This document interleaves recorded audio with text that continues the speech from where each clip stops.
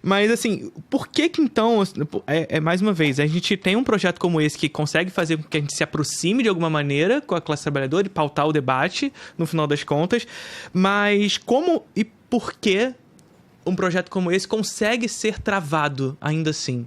Mesmo que ele se conecte com essa classe trabalhadora, mesmo que ele tenha aderência com o povo, né? Eu acho que essa resposta é complexa, né? Mas, assim, posso identificar algumas questões. Eu acho que nós não tivemos tempo de elaborar sobre o ciclo anterior de governos progressistas no Brasil. Aqui não chega nem a ser uma crítica, porque objetivamente a gente saiu do ciclo atravessado por um golpe de Estado, pela prisão do presidente Lula e pelo governo Bolsonaro. Ou seja, essa avaliação teria que se dar, trocar o pneu com o carro andando, né? Porque a gente não foi submetido assim, é um governo de centro-direita, agora vamos nos reunir. Não, a gente foi submetido a isso que está aí, tentativa de golpe de Estado, né? Execução da Marielle, presidente quebrando placa com o nome dela. A gente foi submetido a isso. Então não é aqui uma crítica, mas não é exatamente uma crítica, né? Acho que era complexo mesmo fazer. Mas por que eu começo falando sobre isso? Porque eu acho que a nossa primeira experiência, ela evidenciou um limite da relação movimento social-governo. Né? Um limite muito claro, ou seja, não é possível que os partidos e os movimentos, vou usar uma palavra reducionista, mas eles façam adesão ao governo. Sim. É preciso que essa frente ampla, porque no primeiro governo Lula também existia uma frente política mais ampla, não era essa frente ampla de agora, contra a extrema-direita, mas era uma frente mais ampla, chamava o Zé Alencar, por exemplo, né? Não era só o PT, só partidos de esquerda. É preciso que no âmbito dessa frente exista espaço para disputa de ideias. Porque o lado de lá está disputando. E se a gente adere à frente e os instrumentos que nós temos, né, que são movimentos sociais e partidos, aderem à frente acriticamente ou abrindo mão da disputa, perderá, porque o outro lado está disputando. Então, né, numa linguagem esportiva, é como se a gente perdesse de WO. Porque para ter disputa, tem que ter 2 times em campo. Sim. E eles estão com o time deles, que são as elites, que são os bancos, né? Que são os empresários, que é o agro. E o nosso time, num certo sentido, por saber... Veja bem, aqui não é também uma crítica de um bando de louco, adesista. Não! Por saber as dificuldades, por saber da realidade concreta, pela responsabilidade com a democracia, num certo sentido, na minha avaliação, se confunde excessivamente. É por isso que lá atrás, quando eu tornei pública o meu afastamento do PCdoB, eu disse, olha, eu acredito na frente ampla, para mim essa é uma condição sine qua non, né? Não, para mim não é discurso, para mim é a minha sobrevivência física, eu não sou dirigente de gabinete, né? Eu brinco com a minha turma que eles põem um adesivo no peito e tiram para ir no mercado. Eu sou o adesivo, né? Então, os caras odeiam a minha extrema-direita, é muito focado o ódio dele nas mulheres e a mim em particular, como eu e outras companheiras. Então, eu preciso defender a frente ampla, porque eu quero criar a minha filha nesse país, né? A minha filha é alvo deles. Sim. Só que eu quero ser a esquerda da frente ampla. Sim. Né? Porque eu sou uma mulher de esquerda e eu quero ter espaço para que isso aconteça. Então, eu acho que essa é uma das razões.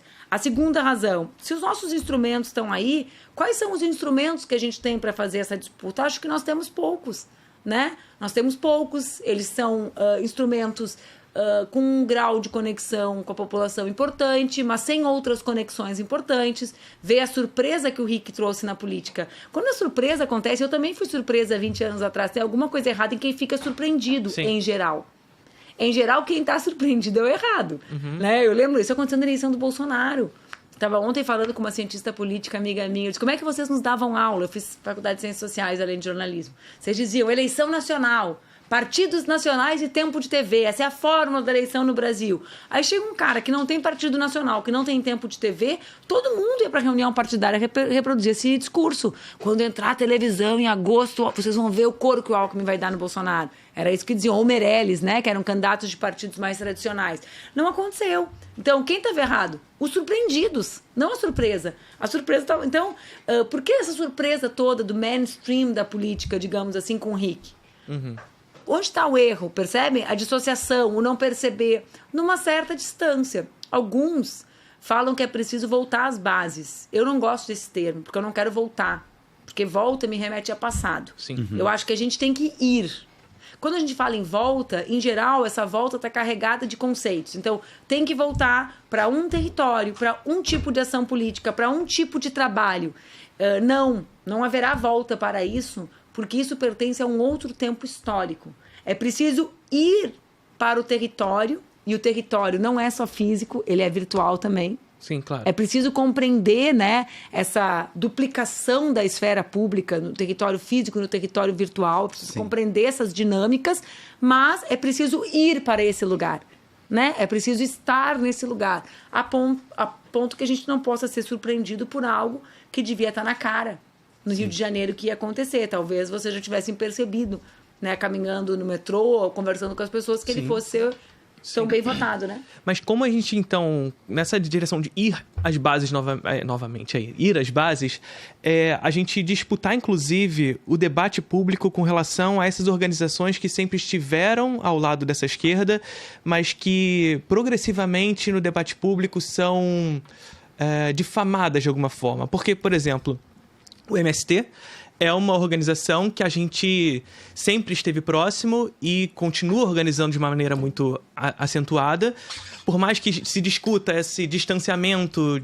Eles, para mim, são a exceção dessa tese que eu falei. Pois é. Nunca arredaram pé das bandeiras deles em todos os momentos. Pois é, mas de alguma forma o debate público sobre o MST, a gente até tem conseguido conquistar algumas pessoas dizendo, olha só, é o maior produtor de arroz orgânico, de produtos orgânicos no Brasil, etc. Mas ainda assim há uma disputa ideológica travada, né? Imensa. Uma semana passada, eu fui na colheita do arroz orgânico lá, que é no Rio Grande do Sul, né, que acontece, e estava justamente conversando com um companheiro que eu conheço há muitos anos. Antes de fazer política, eu cresci muito perto dos assentamentos do MST pela militância do meu pai. Sim. Então, assim, o primeiro lugar que eu tive contato com a política foi nos acampamentos, não eram nem assentamentos do MST nos anos 80 e nos início dos anos 90. E eu falava para ele, para esse companheiro, para o Uli, que é desse assentamento que produz o arroz, eu dizia, Uli, mas olha a nossa vitória. Há 15 anos, quando eu estava no Congresso, não tinha ninguém querendo ser da CPI do MST. Né? Eu estava lá.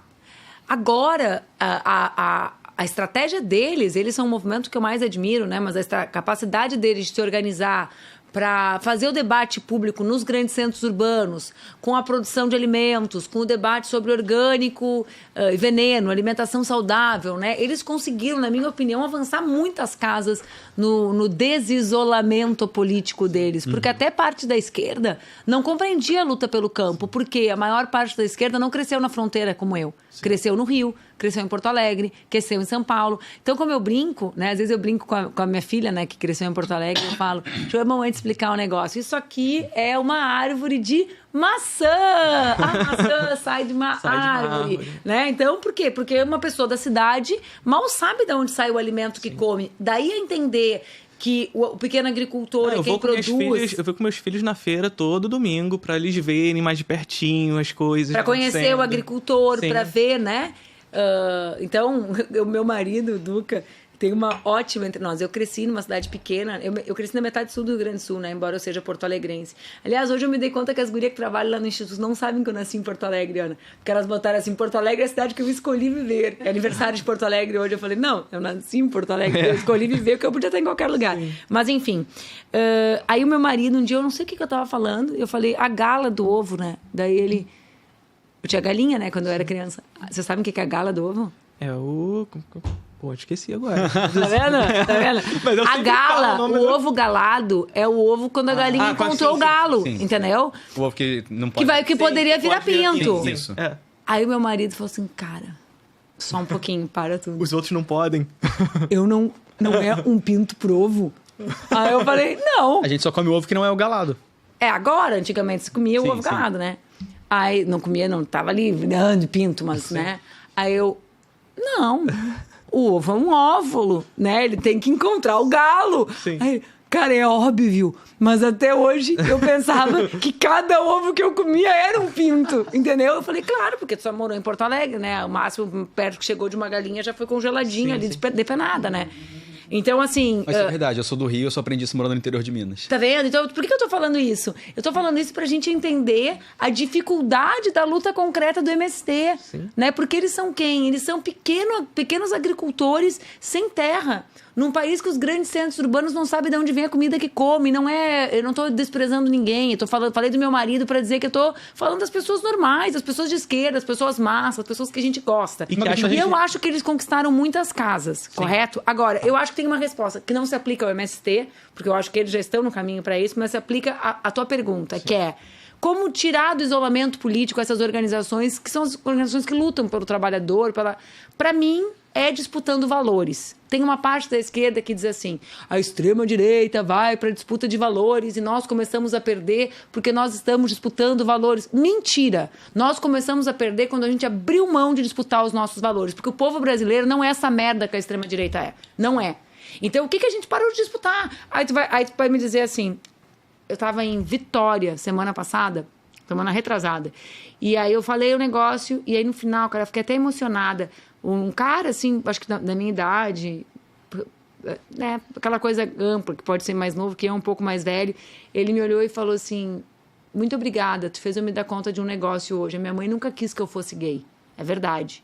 Mas a minha mãe jamais ia querer que batessem em mim. Porque eu falei isso, vamos disputar valores? Eu entendo que vocês possam me dizer que uma mãe não quer que o filho seja gay. Eu entendo esse raciocínio, né? Mas jamais uma mãe vai dizer que quer que o filho seja espancado na escola. Sim, sim. Jamais, jamais. Não vai ouvir isso de uma mãe. A não ser que tenha alguém, né, fazendo como fizeram com a mãe da Érica por um determinado momento da vida e tal. Não é a regra. Não é a regra. Então vamos disputar os nossos valores. Né? Quais são os nossos valores? Que família que essa gente defende? Que família de quem? Família de meia dúzia de milionário? A família do cara que é submetido a 6x1, eles defendem? Não, não defendem. Não defendem porque não sabem a realidade da classe trabalhadora. Então, eu acho que a gente precisa disputar. E eu acho que a gente abriu tanta mão dessa disputa que a gente não disputa nem algo muito importante que eles estão fazendo e que é gravíssimo. Vê bem, o PT, quando hegemonizou a esquerda, o campo popular brasileiro, ele era um partido... Óbvio, o principal líder, o presidente Lula, né, um homem cristão, um homem católico, que, acompanhado do desenvolvimento do petismo, tinha o quê? A teologia da libertação. Filosoficamente mesmo, né? Um segmento da Igreja Católica que formulava sobre essa questão da ação presente para transformar a vida do povo trabalhador, do povo mais humilde. Cara, a extrema-direita deturpa religiosamente e filosoficamente, em qualquer aspecto, Cristo. Sim. Num país cristão. E a gente não disputa sequer o sentido do cristianismo. A gente cai no papinho deles de tem que combater o evangelho. Mas que papo é esse? Eu tava viajando. Eu viajo muito quando a gente não entende, assim, os sinais, sabe? O Caetano gravou um louvor. O Caetano é uma personalidade polêmica. E é óbvio que quando ele grava um louvor, é para fazer a polêmica. A nossa turma, ao invés de entender e tentar sacar a polêmica, assimilou de todas as maneiras... Ah, ele fez louvor porque ele tem um filho evangélico. Ou, ele cantou o louvor para se render ao mercado. Qualquer coisa. Menos a ideia básica de imaginar que o sentido... se não religioso, no caso do Caetano, mas filosófico, do cristianismo está em disputa no Brasil. Sim. Que a gente precisa disputar, ou a gente vai assimilar que Cristo era o Deus da guerra, da morte, da violência. Gente, as facções tornaram-se cristãs. Entende? Que cristianismo é esse que defende o extermínio, que defende a morte de mulheres, que defende que crianças sejam estupradas? Que cristianismo é esse? Então... a gente abriu mão, e eu acho que a gente só vai conseguir recompor e reaglutinar as nossas organizações à medida que a gente disputar os valores que nós defendemos. Eu tenho orgulho da mulher que eu sou. Sim. Eu tenho orgulho dos filhos que eu crio. Tenho orgulho dos valores que eles carregam. Entende? E acho que a gente deveria ter orgulho de quem nós somos, sob o risco de nós nos esquecermos quem somos. Perfeito. E acho que isso não é uma ameaça qualquer para um campo que defende ideias.